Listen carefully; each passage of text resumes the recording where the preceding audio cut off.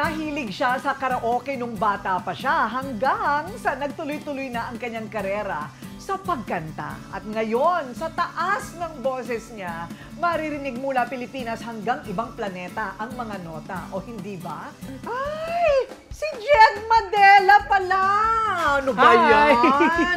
Ang galing naman! Ano ba?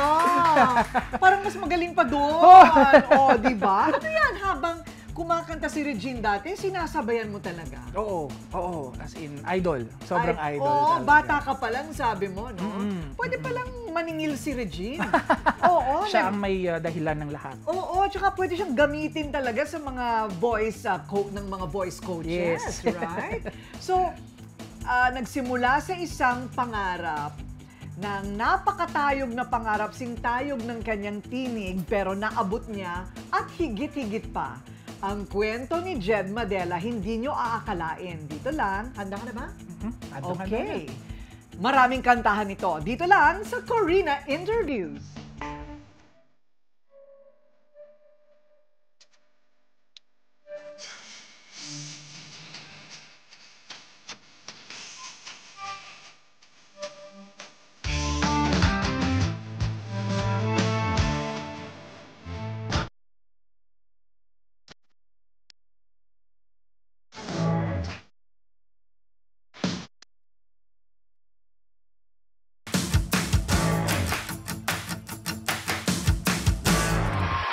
The 2005 Grand Champion Performer of the World. From the country of the Philippines, John Edward Canlunget.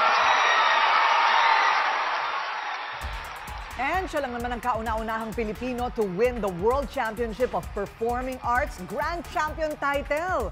At ang vocal range niya ay countertenor. Ano kayang ibig sabihin nun? Talaga namang siya ang pinagpipitagana na kapag narinig ang boses, para ka nang nasa langit. Singer, songwriter, and TV host, Jed Madela in the house! Hello! Hi! Hello! Hello! Hello! Yung huling beses kong makasama si Jed ay dun sa isang event, right? Jed, thank you very much for being with us today. Thank you. Thank you for having me. Oo nga. Paano ba? Ipinapanganak ba ang tao na ganyang kaganda na ang boses? Ako, I believe everybody can sing. I can sing. Different levels lang. Oo, may sintonado. Merong mas sintonado. Pero minsan, merong mga wag ka nang kumanta. Ano? Pero minsan natatakpan ng confidence yun. In your case, yung tatay mo, he's a choir teacher. Kumakanta siya, but not really, professionally. Ano lang, magaling siya sa technical. Sa mga technical, magaling yung tenga niya. He can really listen and he can hear kung anong okay at hindi. So, growing up, nakikita ko siyang nagte-train ng mga choir niya at napipick up ko yung mga tinuturo niya. So, indirectly, dun siya tumuturo sa akin ng mga, mga tips on how to sing. Oh, wow. So, 3 years old ka pa lang, naiintindihan mo na yung mga instructions niya? Oo, hindi siguro ay the whole house, yung buong household kasi namin musically inclined. Walang araw na walang music sa bahay. So, angkan nga daw kayo ng mga musiko. Oo, mga tahan langit. Tahan langit. Yes. Okay. So that's our last name and kilala sila to be in showbiz and mga singers talaga and performers. May tumutugtog ng piano, may nagigitara, may kumakanta, may sumasayaw sa bahay namin kasi nasa compound kami sa Iloilo. So yung tatay mo talaga ang main influence sa inyong tahanan, although yung buong compound at lahat ng mga kamag-anakan talagang may music talaga. May music sa buhay. Yung daddy ko talaga yung pinaka critic sa pagkanta. Okay. Siguro mga 3, 4, he would hear me sing. Tapos nakita niya na siguro yung potential na, kumakanta yung anak ko. And doon na niya hinasa. Kumbaga, he would make me sing sa mga party, sa mga events sa bahay. Pag may mga kaibigan siya, yung mga typical, papatong ka sa mesa at papakantahin ka. Oh no! Very probinsya kami Anong talaga. Anong kinakanta mo? Mga Michael Jackson na mga kanta. Mga I'll Be There, Ben, mga ganon. Really? Ay, bagay sa boses mo, Ben. Diba? So, pero, ang balita namin, sobrang mahiyain mo. Sobra. So, although maraming pa-contest sa school, etc., hindi ka sumasali. Hindi. Ano talaga ako, as in, pag ayan na yung mga foundation day, mga literary musical contest, nagtatago na talaga ako niyan. Kasi ako yung kusa na sasali, hindi talaga. Sobrang mahiyain ako, hindi ako yung sociable na tao, very loner, kumbaga. Pero yung mga classmates ko, alam na nila na kumakanta ako. Kaya sila yung nagpupush talaga sa akin na sumali sa mga contests na yun. So kailangan itulak ka bago ka sumali. Oo, kailangan talaga. Yung wala na akong choice. Na minsan, i-register nila ako na hindi ko alam. Yung pala, ako na pala magre-represent sa year namin. So, wala na akong choice. So, ginagawa ko Nananalo lahat. ka naman. Nananalo naman ako. Nananalo ka naman. Ayun. So, parang nung mga panahon na yon, parang medyo alam mo na pang showbiz ka. So, totoo lang, hindi ko talaga naisip na pang showbiz. Hobby lang talaga yung pagkanta. Tapos yun nga, yung personality ko pa, hindi ako yung mas sociable sa tao, yung makihalubilo sa tao. Lagi akong, pag nasa bahay, nasa isang sulok lang ako. So, never talaga nag-cross sa mind ko na mag-showbiz. Pero alam ko na may talent ako sa pagkanta. Pero never talaga nag-isip na maging part to ng career ko. Okay, so mula noong mag-Michael Jackson, kailan ka naman napunta kay Regine Velasquez? Nako. Sa pagiging idol.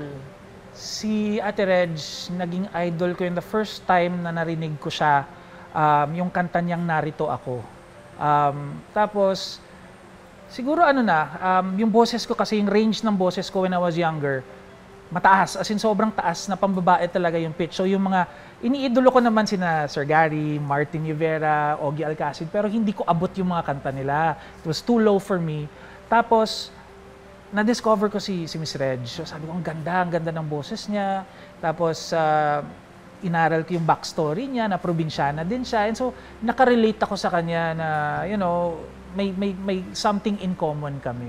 Okay. Ganon. Kaya doon ko na nasimulan ng paghanga ko sa kanya. Sobrang paghanga, hindi ka kumakain. Sobra. Para makaipon ka ng pambili. Totoo ng yan. Kanyang, plaka pa ba nun? Or Cassette. Cassette. Oo.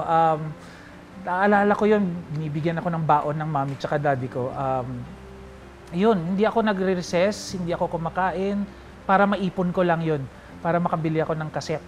May -1 pa yun dati. Tapos, ayun, talagang inaalagaan ko talaga yung mga cassettes ko noon. So, gutom ka. Wala kang pambaon. Okay lang. Wala kang pambili ng pagkain. Kasi when I was growing up, yung mommy tsaka daddy ko, they're very practical. Practical na mga tao talaga na, school, bahay, baon, that's it, basic. Yung mga pambili ng mga toys, mga pambili ng mga cassette or mga pang-music ko, na yun it's an extra luho, kumbaga. So, if you want something, pag-ipunan mo. So, yun yung ginagawa ko. Maraming technique ang mga artista kung paano nila napaabot ng ganon o na-stretch ng husto ang kanilang vocal cords. Di ba nga, sabi ni Regine, nilulublub daw siya sa drum ng tubig ng tatay niya. In your case, paano mo naman pinilit abutin yung birit ni... Anong technique mo? Yung naaalala ko when I was younger, yun nga, mahiyain ako. So, kino-contain ko lang yung sarili ko lagi sa isang sulok, kakanta-kanta ko. But then, nung pumasok na sa picture yung daddy ko, na nakikita niya, ay may potential tong batang to, kailangan kong, i-hone natin to kasi sayang lang. Naalala ko yung daddy ko, kumakanta ko, dadaan-daan lang yan, compound kami, so medyo malaki. Dadaan-daan lang siya, tapos sisigaw yan na, I can't hear you. So, magpo-project ako ng boses. I still can't hear, hindi pa rin kita naririnig. Sige pa. So, lalakasan ko. So, to the point na na-strengthen ko yung lungs ko siguro sa sobrang nervyos ko or sa sobrang takot na baka magalit si daddy. Unconsciously, nagiging powerful yung boses ko at tumataas at saka nasa-stretch yung range ko para marinig niya kung nasaan siya sa sulok ng bahay namin. So, yun yung parang technique niya. Ayun. So, ganun pala yun. Parang di pa rin kita marinig, tapos lalayo pa siya. Oo, lalayo pa. Parang sinasadya niya para mas matutunan ko how to do it na hindi tinuro. Parang, paano ko gagawin to? Hindi niya ako maririnig. So, sige, lakasan ko to. Or, ilalawakan ko pa yung range ko or ipoproject ko pa. So, yung kanyang pagturo, indirect, na gusto niyang i-discover ko on my own. Hindi siya yung tipong isigaw mo or lakasan mo. Very passive lang, dadaan-daan. So sa nervyos ko, I would try everything para makuha ko yung, okay, I can hear you now. Sige, continue. Ganon yun. Ganon siya. Nakakakuha ka naman ng ganon? Oo. May mga approval naman siya sa akin. May mga approval naman. Oo. Pero hindi ba ayaw ng parents mo na maging singer ka? Gusto nila, ano ba ang gusto nila? Maging flight attendant? Oo. Well, yung daddy ko at mami ko, alam nilang, mahilig ako kumanta, pero the usual, mindset ng sa probinsya, pag nag-graduate ka, kailangan maghanap ka ng trabaho na stable, 'di ba? So, never nila talaga inisip na yung pagkanta ay magiging career ko. So, yung focus nila talaga sa akin, pag graduate ni Jed, kailangan maghanap siya ng trabaho na stable. Kasi nga naman, sa totoo lang, 'di ba? Ang daming magaling na Filipino na singer, pero hindi naman lahat sumisika. Pag wala kang trabaho, wala kang pera. So, racket talaga. So, sa kanila, they wanted a secure job na talagang 9 to 5 or fixed yung sweldo mo, 15-30, para secure naman yung anak nila. Pero never talaga naisip na yung singing maging career. Kailan natanggap ng mga magulang mo na hindi ka magiging flight attendant? Kumanta ako sa isang banda, isang grupo, nalaman ng tatay ko, inuwi niya ako ng Iloilo. Or inuwi niya ako, pinagbawalan niya ako. Pero nung nasa Iloilo ako, may mga nag-i-invite sa akin kumanta, kakanta pa rin ako. So doon nakita ng daddy ko na kahit anong layo niya sa akin sa pagkanta, doon pa rin yung punta ko lagi. So siguro eventually yung tatay ko nag-give up na parang okay, sige, I give up, dito ka talaga. Dito ka talaga, yung destiny mo, dito talaga sa pagkanta. Ang laki naman ng talent fee mo eh.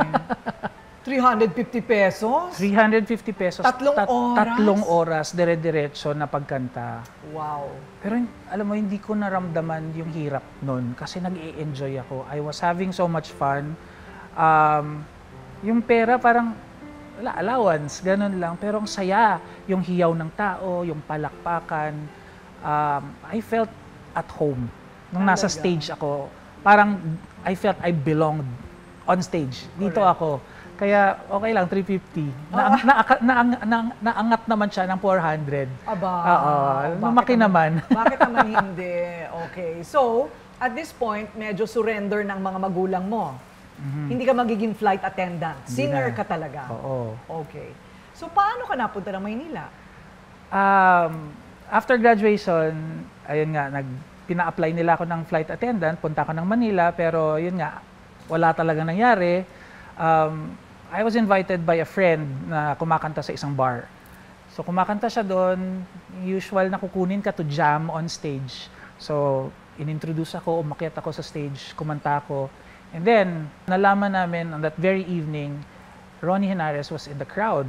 Alam mo yung feeling ko parang, eto na to, eto na. So yun nga, lumapit siya sa akin and he asked me if I had a manager, kung professional akong kumakanta. Sabi ko, hindi po, nagbabanda-banda lang po ako sa Iloilo. Ayun, in-offer niya na mag-manage sa akin. Wow!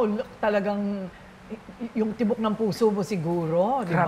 Grabe. As in, sabi ko, ano talaga, parang, what are the odds na idol mo si Regine, tapos biglang manager niya, the guy who made your idol, andyan, tapos i-offer pa sa'yo na i-handle ka.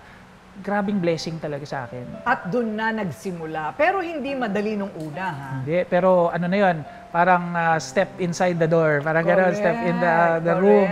Oo. Siyempre, malayo pa rin ang naging journey, di ba? Ni Jed as a singer. And malalaman natin mamaya yan. Kape-kape muna tayo. Cheers! Yes. Ronnie Henares, wow! Nag-start kami 2001 when we became bandmates. Our band's name is Prime Council.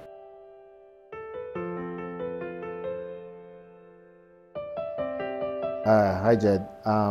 I'd like to thank you for everything. Grateful ako sa trust mo sa work ko. We will always be here to support you. Thank you for everything. Good luck and God bless. More power, Jed. Well, kahit na si Ronnie Henares ang iyong maging manager, syempre kailangan mo pa rin mag-training at magsimula sa pinakababa, right? Yes, totoo yan. Kasi yun nga, as I mentioned kanina, sobrang hiyain ako. Hindi ako marunong makipag-usap sa audience. Naalala ko first, In fairness, hindi na halatang mahihain ka. madaldal na ako ngayon. Madaldal na ako Hindi, ngayon. even when you perform on stage, talagang wow. Iba na. Ganyan oo. talaga siya. I think experience din kasi. Yes. Pero dati naalala ko, kakanta lang ako, yung keyboardista ko yung nag-spill. Totoo. Oo, siya yung thank you. Hanggang thank you lang pala ako. Siya yung kamusta, ganyan-ganyan. Tapos our next song, kakanta lang ako. Tapos magbabaw. Yun lang, as Bakit in. napakahiyain mo pala? Alam mo ba kung saan ang galing yun? Siguro sa upbringing. Pagka-stricto ng Stricto tatay ng mo. tatay siguro din na ayoko magkamali. So, tahimik na lang ako, ganun. So, pero dun talaga ako na-train. I learned how to deal with yung mga maiingay, yung mga hecklers na sinasabi nila, mga maiingay sa mga bar, yung mga hindi nakikinig sa'yo, or minsan iiritahin ka talaga, may mga ganon. So, dun ko natutunan on how to deal with different audiences. Okay, so in a bar, nakikita mo talaga kung sinong hindi nakikinig. Oo. Anong style mo? Nilalapitan ko. Oh, Nilalapitan ko at kinakantahan ko. Talaga. So parang, example, paglapit ko, syempre lahat ng tao, attention sa kanya. So imbis na mag-ingay siya, makikinig na lang siya. So it's an indirect way of you know, Of saying, getting the attention. Na saying getting na, the attention. makinig ka Akala sa ko, akin. Can you get lost? Ingay mo eh, di ba? Makinig ka, ganon. Ganon ang style. Oo. So hindi mo pine-personal yung mga Hindi. ganyan. Iba-ibang ugali ng tao. May iba din naman na ayaw lapitan. May iba naman na, you know, andun lang to listen to you sing. Hindi pumapalakpak, hindi sumisigaw. Iba-iba silang ugali. So doon ko nakilala yung mga iba-ibang ugali ng tao. Wow, 4 years in a bar. Yeah. 4 years. Bakit naman napakatagal? Siguro sa 4 years na yun yung training ko na ginawa ni Ronnie sa akin na, you know, while performing in a bar, yun, nag-guest na ako kay Lani, nag-guest na ako kay Jaya sa mga concerts nila. So, yung sa bar, it was more of Confidence. confidence building, personality training, ganon, on how to stand on stage, paano mag-carry ng sarili. Galing, ano? Kasi wala talaga, as in, when I was starting, you wouldn't even notice me. Parang feeling mo lang, ay may radyong nagpa-play dyan. Totoo ba? Oo, so... Anong repertoire mo noon? Puro mga birit. Oo. Actually, mixed eh. Kasi ako lang mag-isa sa banda na vocalist. So, during that time, I had to sing everything. Panlalaki, pambabae, upbeat, love songs, rap, rock, No way. lahat, Tagalog, English. Talaga. So, siguro, dun ko din nakuha yung I know how to, you know, to change style. Pag classical, tunog classical. Pag pop, tunog pop. Pag rock, tunog rock. So, dun talaga sa pagbabanda. Siguro naman, hindi na 350 pesos. Hindi na, naging 1,000 pesos na. Naiiyak naman ako. Naku naman, talaga ba? Yan yung nakakasad lang sa mga banda dati kasi, you know, feeling namin dati parang background lang kami. Background lang. Pero, you know, nare-realize din naman eventually na kung wala yung banda, kung wala yung nagpo-provide ng music, boring yung isang bar, 'di ba? So, ayun, nabibigyan naman kami ng sapat na, you know, attention. So sa sa career mo, nag-start ka sa bar, tapos international competition ka agad? Yes. Ganon ang naging mo. Hindi ako napasali ni Tito Ronnie dito sa Pilipinas. The first competition was Voice of Asia sa Kazakhstan. Okay. Na, diba, hindi typical na country. So, in-invite lang kami doon, kami ni Tito Ronnie and si Benny Saturno, during that time was one of my producers din ng mga songs ko. Pumunta kami doon, wala lang, as in, to compete. Part of my training din daw, sabi ni Ronnie. So, I won silver and People's Choice Award. Anong kinanta mo? Be My Lady. Be My Lady. Ni Benny Saturno, Martin Rivera. Pero mataas na Be My Ano Lady. siya, ni-rearrange ni Sir Benny ang Be My Lady na festival version. At eto na nga ang napanalunan, Voice of Asia Silver. Oo. Wow. That was 2003. 2003. More than 20 Tuwang-tuwa years. naman si Papa Ronnie. Oo, sobrang saya niya kasi Talaga? parang alam mo yung uuwi kami, yung artist niya may title na. May title kasi 'di ba sa Pilipinas, uso 'yan eh. Kailangan eto pangalan mo may kadugtong na title lagi, 'di ba? correct. Parang like si Regine, Songbird, Si Miss Lani Nightingale, ako, Voice of Asia. Also, Voice of Asia. Naging Voice of Asia ako. At least hindi Pipit. Oo. O, kasi Nightingale. Mga diba? ibon. Puro ibon. Ano bang ibon para dito kay Jed? Okay, so, Voice of Asia. Yes, the That's Voice of Asia. Oo. Pero bago ito, may mga executives daw na ang sabi ay masyado kang probinsyano. Bakit? Hindi ko talaga makakalimutan yan. Actually, nami-meet ko pa rin sila hanggang ngayon. There was one time na pinresent ako sa isang panel na parang this is our new artist, pakinggan niyo siya. So, yung hindi ko makakalimutan, yung sinabi niya, oo, maganda yung boses, pero wala siyang star quality eh. Tsaka mukha talaga siyang probinsyano, tsaka ang taba niya. Totoo, narinig mo lahat yun? So sabi ko, parang, I don't know kung sinadya niyang parinig sa akin or narinig ko lang talaga, pero I heard it. Tapos sabi ko, challenge sa akin to. Challenge sa akin to na hindi ako titigil. Ipoprove ko talaga. How do you do that? How do you become unprobinsyano? I don't know. Siguro Is it the haircut? I tried everything, lahat. Haircut, the way I talk. Kasi dati, yung tono lumalabas. Lumalabas gid. So I had to train my Tagalog, my English, and then the way I dress up. Kailangan in-experiment ko lahat. Tsaka yun nga, I tried to lose weight, I tried to experiment with how I look sa mukha, and be more sociable sa tao. Tito Ronnie, Tita Ida, they really helped me, with my imaging, ganon. So, unti-unti. Napaka-importante nun, yung support system mo. Yes. Sa buhay. Kung ano man, maging doktor ka, maging negosyante ka, or singer, di ba? Yes, oo. So, Ida and Ronnie. Yes, Tito Ronnie, Tita Ida, sila talaga. And family ko kasi, they were just there. Andun lang sila sa side to support, pero wala kasi silang idea on how showbiz works. So, yung support system ko talaga was Tito Ronnie, Tita Ida, na talagang sila yung nagpo-protect sa akin, silang nag-guide sa akin, sila yung nagpo-push. Sila yung parang naging parents ko dito sa Manila. Teka muna, Voice of Asia ka na, nag-jeep ka pa rin? Nagko-commute, oo. Totoo ba? May ganyan ka na, nag-jeep ka pa rin? Oo, nag-MRT, tapos magko-commute kasi magre-recording ako. Hindi ka pa makaipon, makabili ng sarili mong kotse? Wala pa. Medyo mahirap yung 1,000 pesos every night. Oo nga. Oo, so hindi ko pa kayang bumili ng kotse. So yun, commute talaga. Which ako naman, during that time, parang wala lang sa akin kasi nag-enjoy talaga ako. Ngayon na naiisip ko, looking back, parang wow, grabe pinagdaanan ko, nakayanan ko lahat yun. Correct, ano? Ganon, oo. Pero how long was that before nabili mo yung kotse mo? Sige nga. Siguro mga after Voice of Asia, siguro mga good 2 years. 1 year, 2 years. Oo, nakabili ako ng kotse. Sariling kotse ko na, nakakapag-drive na ako, papunta pabalik from work sa bahay. Sa South pa ako nakatira. So, mahirap siya. But then, at least may sasakyan na. Oo, may sasakyan na. Pero despite all the struggle, at least meron ka ng sasakyan, at saka may career ka. Diba? You continue to shine. Yes. Parang no way but up. Right? Parang gano'n ang feeling noon. At naging recording artist ka pa ng Universal. Yes. Paano nangyari yun?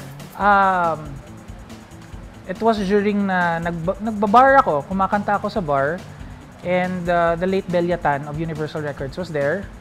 Tapos, pinatawag niya ako. Yun lang. And she invited me to go to her office the next day. Tapos, kasama ko si Tito Ronnie. Tapos, yun lang. Parang, in-offer lang talaga yung recording contract. Ayun. Kasi tinanong ako kung may label na ako. Sabi ko, wala pa. I'm a new artist.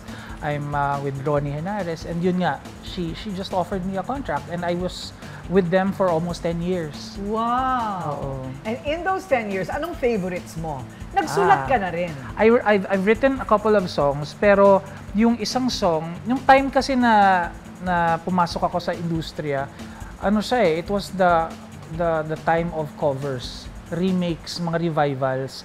Kaya kahit na nagpupush kami ng originals noon, yung nagiging sikat, yung mga covers, yung mga The Past, How Can I Fall, Love Always Finds a Way, yung mga ganong kanta na ni-revive ko. Pero yun nga, as years went on, na nabibuild ko yung pangalan ko, doon na nila ako binigyan ng free hand na magsulat ng mga kanta. Pero feeling mo talaga nakakasulat ka. I mean, pag ano yon, is that inborn? You Dati learn hindi it? ang hirap. Kasi people were telling me, sayang yung boses mo, you should be a well-rounded artist. Kailangan ikaw yung singer, ikaw magsulat, ikaw mag-produce, ganon. So, sabi ko, ang hirap naman ata noon. Kasi sabi nila, there's a difference between you being a singer and a vocalist. So, ako daw, vocalist lang ako dati. But then, when I started doing original songs, nagsusulat na, nagiging true-blooded singer-artist na talaga ako. Ayun. Sige nga, yung top 3 and why? Okay, number 1, Superhero. Superhero, I collaborated with composers from Davao. And yung kwento nito is, para kang it talks about my childhood, imagining what if ganito ako, what if I'm a superhero, what can I do, which is, yun talagang nangyari sa akin, na, nakamit ko yung dream ko, and because I've earned my name, nagagawa ko yung mga bagay-bagay na hindi ko nagagawa dati. So, yun yung reason why Superhero was recorded. Okay, Superhero, and then? I Got Your Back. I Got Your Back was a collaboration between me and Miguel Mendoza. He's another young writer. Ano lang to, it was a spur of the moment collaboration. It was, I think, 2 in the morning. Nagchat-chat kami about music. And then, sabi ko, I wanna write something about friendship, family, and yun nga, yung support system. Na minsan hindi natin sila na-acknowledge. But then, we find out na sila ang driving force mo. Sila yung strength mo minsan na nakakalimutan natin na, i-acknowledge. So, yun, that's why we wrote I Got Your Back. Aside from that, The I Got third Your Back, one, Superhero, and? Never Bring Me Down. Never Bring Me Down is a song dedicated to the bashers. Ah, wow. The bashers. Oh. People who try to bring you down. People who do not believe in you. People who try to destroy you. Kasi hindi natin maiwasan. May ganun talaga eh. And sometimes, sabihin nila, ignore them. Ay, hindi ko sila ini-ignore. Minsan kasi, Dinidelete ko sila, pero bago ko i-delete, sasagutin ko muna sasagot, sila. ganun din ako minsan. Ganun din ako minsan. Sabihin mo yan Kaso sa kanila. minsan parang, kaya mo, bahala kayo. Kaya, there's one line that I got from Martin Rivera. Sabi niya, in this industry, we don't get mad. When we encounter people like that, we get creative. Correct. So, instead of me getting mad, awayin sila, gumawa ako ng kanta. And it's called Never Bring Me Down. Nakakatulong talaga yung mga international awards. Yes. Itong pangalawa dito, World Championships 2005, Grand Champion, Performer of the World. Wow. Parang boxing. Parang boxing, heavyweight match Oo, ang oo. dating. Pero ikaw ang kauna-unahang Pilipino na nag-Grand Champion dyan. Yes. What did it? Ano nga ba yung kinanta mo? I Don't Wanna Miss a Thing. Okay, Yun Aerosmith. yung Aerosmith. Yun yung Oo. winning piece ko talaga. Okay. Oo. What do you think did it for you? I think binali namin yung song eh. The song I Don't Wanna Miss a Thing is a rock ballad, 'di ba? And yung version na ginawa ko, we made it into a pop ballad version na parang and beat it version. Siyempre inspired by Regine Velasquez. It became novelty for the foreign listener. Sabi niya, oh, that's really nice. I love your arrangement of the song. And yun, I guess that gave me an edge sa mga ibang contestants. Grabe. Hindi ba? Talagang pang international. Biro mo, all the major industry awards, 6 gold medals for all 6 categories na sinalihan mo, the Champion Vocalist World Star Trophy, and the ultimate title Grand Champion Performer of the World. Talaga, inabot mo talaga lahat yun. Lahat, inubos. Ano naman ang premyo? Well, it's the title, the prestige, Yes, and there are a couple of scholarships. Pero 3,000 contestants, ha? 3,000 From contestants 53 countries. all over the world. Wow. It's a 1-week competition, para siyang audition style. And yun nga, yung 6 categories, iba-ibang kanta yan, and then papasok ka sa finals, and the final piece was I Don't Wanna Miss a Thing. Correct. Well, sabi ko nga sa kanya, mamaya sasagutin niya yung tanong ko, bakit nandito ka pa sa Pilipinas? Dapat Broadway ka na. Broadway talaga, and why not? Hindi ko naman siya pinapalayas ng bansa natin. Pero dadalhin niya yung bandila natin sa buong mundo. Pero mamaya mo na sagutin. Magkapilang muna tayo ulit. Sige. Diba? Pero may porsyento ako. Sige, manager ka.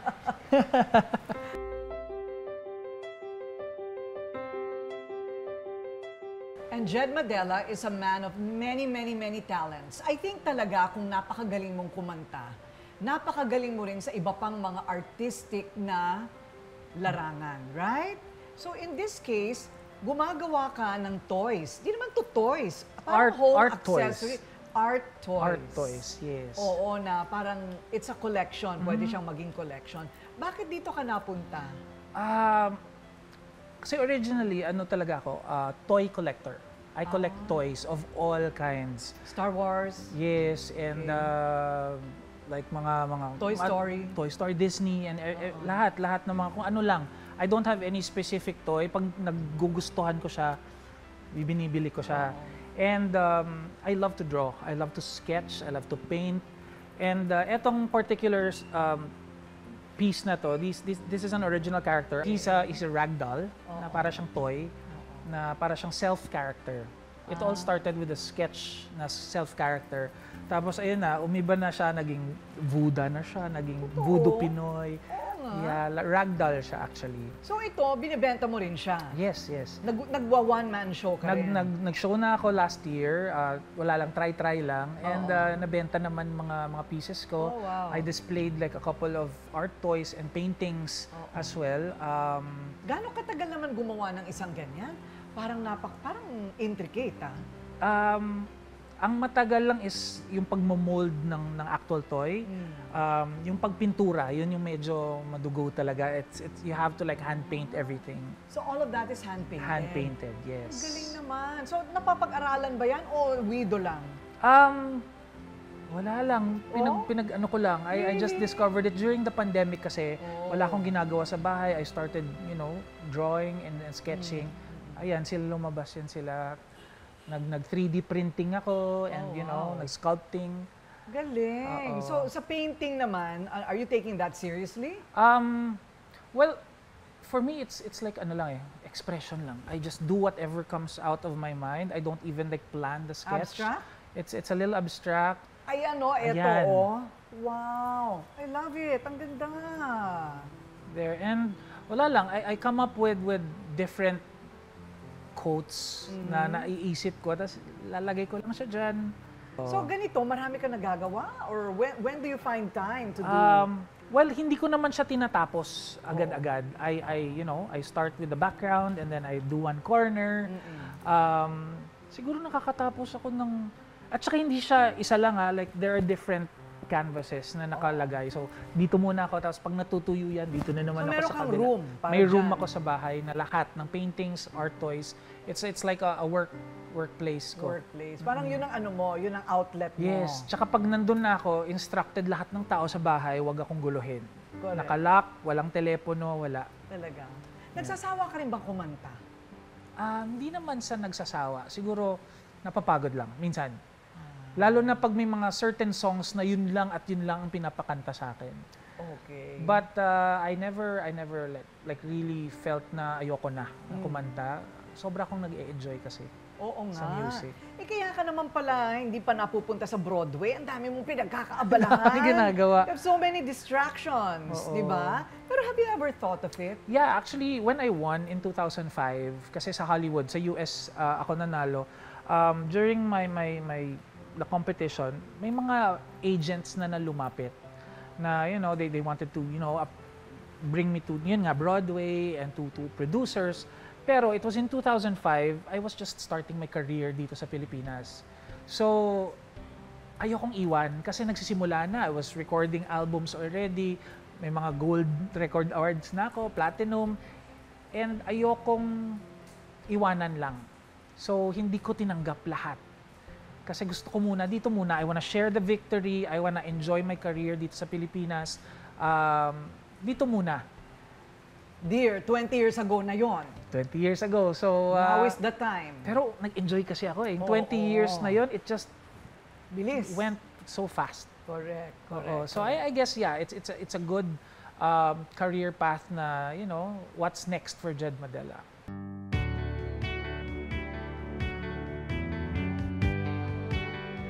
Okay, so maliban sa pagkanta, gusto rin nating i-good time si Jed. Marami kaming gustong i-fast talk sa'yo, ginaya ko Ay. si Boy Abunda.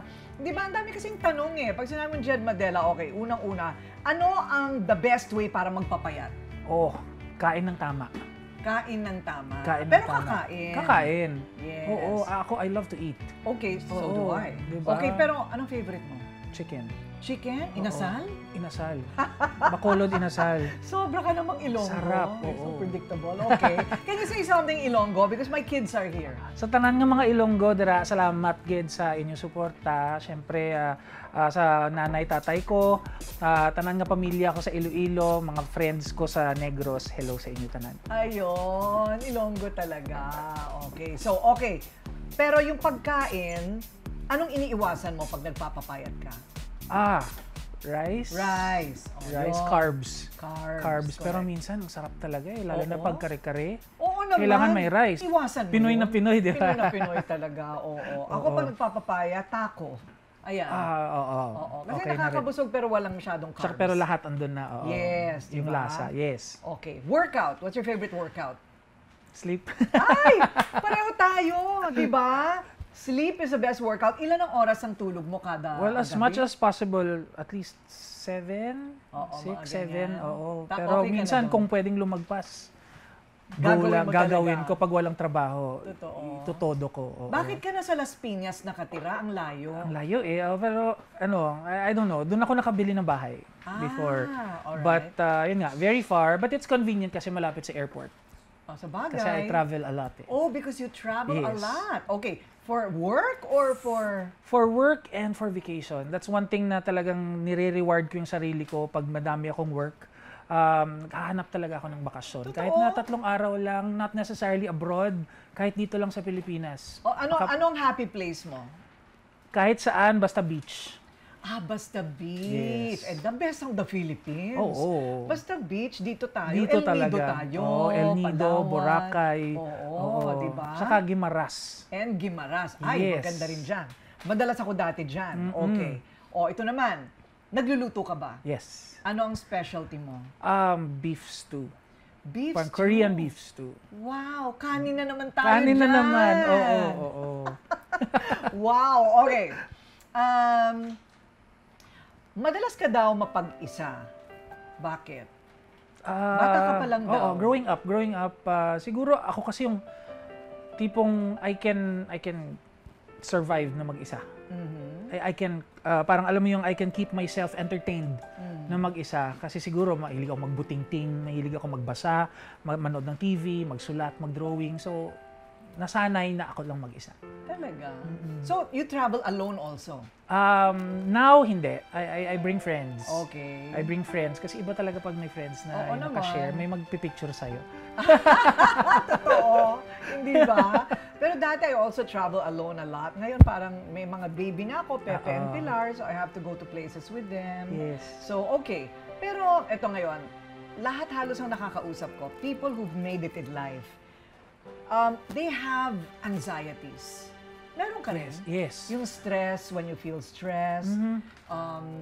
What's the worst thing that ever happened to you? Oh, yung hindi mo ma-explain why you're feeling that way. You're shaking, yung alam mong may problema pero hindi mo alam ano. Oh, Yeah. bakit pare-pareho tayo? Oo, parang alam mo yung Okay. you're thinking of something, that there's something wrong pero hindi mo alam ano. Tapos nalalamig ka. Yeah. And that was one of the worst attacks na na-feel ko. So, ina-address mo naman yun? Yes. I had to go to a doctor and have myself checked. Yun nga, I was working too much. Ganon? Working Huwag mo too much. sabihin, pampatanggal ng stress mo yung pagkanta pa rin. Hindi. Normally I would do things that I don't normally do. Parang break. Oo. Okay, like? Like yun nga, traveling, spending time in the kitchen, cooking, Okay. May ganon. watching TV, watching movies, Right. painting. May ganon din pala, no? Kahit pala singer. Yes, Meron yes. pa rin mga mental health issues. I mean, Meron. sasabihin na kumanta ka para makarelease ka, yung pala. Wala. Pag work, Oo, meron it's pa work rin, eh. meron pa rin problema. May nangyari na ba sa yung embarrassing? Naubusan ka na ba ng boses on Oo, stage? oo, ang dami. Like, yun nga, pumiyok. I tried na nahulog sa stage. Ha? Nadulas sa stage. Yung stairs ng stage was not attached to securely. Okay. Hindi siya attached securely, so nadulas ako. Ano nangyari? Parang beauty queen tayo ulit. Parang wala lang. Parang show must go on. The show must Minsan go on. lalalakad ako, biglang nahulog ako sa stage. Nag-disappear na lang ako. Most of the time, it's forgetting lyrics. Okay. But, as time goes on, natututunan ko how to palusot. Rebound. Oo. Kung pumiyok ka dito, mas gagalingan mo sa susunod na linya. Yun ang isa sa mga kinatatakutan talaga ng singers, yung pumiyok. Correct. Okay lang makalimutan mo yung words, yung pumiyok is one of the most embarrassing thing, which I dread all the Oo time. nga. Kasi lalo na pag people expect a lot from you, na parang, Jed Madela, biritero yan, grabe yan, hindi ka pwedeng magkamali. Nininervous ka pa rin bago ka lumabas ng stage. Yes. Especially if it's going to be a challenging song. Yes, and especially, ako, it depends. It depends on, kasi pag mga challenging songs, it's more of I prepare. It's more of nininervyos ako kung sino ang nasa audience. Ayun. I see. Ganon. That has an effect. Yes. Kung sino yung nasa audience. Yes. Oo, kahit ako. Kailangan ko magsalita, hindi mag-sing, ha? Okay. Yes. So, ano ang best gamot sa sore throat? Salt and water. Salt, I agree. Yes.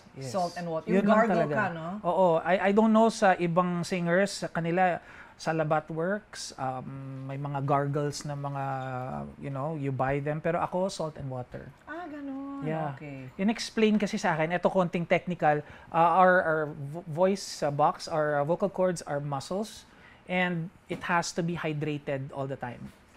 And salt retains water. Yun. So pag may it's hydrated, less gasgas, less mapapaos. And Kaya, less inflammation, less I inflammation, suppose. yes. Oo. So we have to keep our muscles hydrated para hindi malaspag. Okay. So, yun ang iyong parang preservative. Yes. Preservative mo siya. So, totoo din na hindi ka dapat magsalita masyado, Hindi. Ako hindi. Yun yung pinaka-vocalization ko.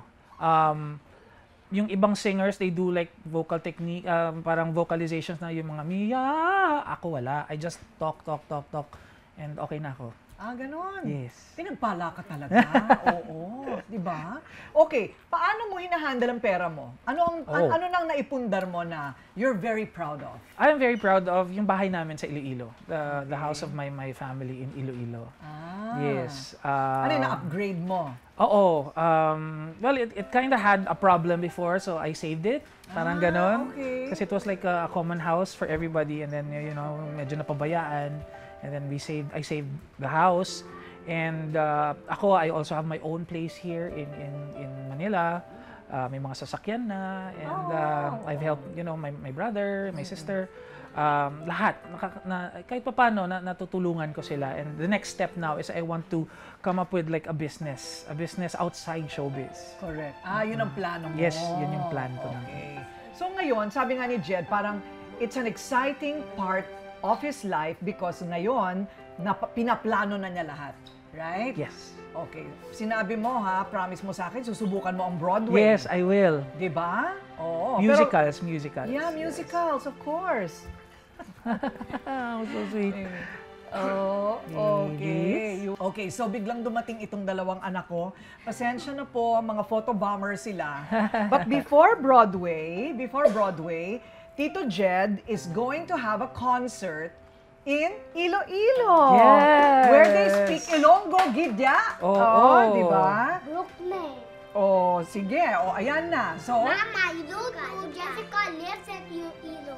oh, yeah. you have a lot of Ilonggo lives in friends. Iloilo. Oh, yes. Oo, lahat kasi sa bahay namin ni Grenzy. Oo. Kaya mula lola hanggang hardinero, yaya lahat. Oo. Ayan, okay.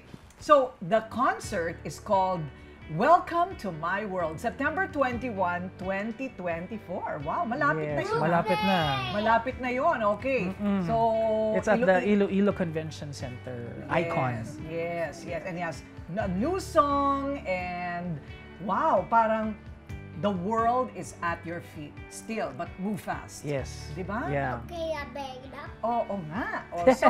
So ano naman ang maipapayo mo sa mga aspiring singers like Pepe and Pilar here sing really well. Really? Oh, especially Taylor Swift. Oh, wow. Right? Really? Okay. Yeah. Okay. Anong masasabi mo sa lahat ng mga aspiring Singers. Yes. Ako, I always tell them, surround yourself with the right people.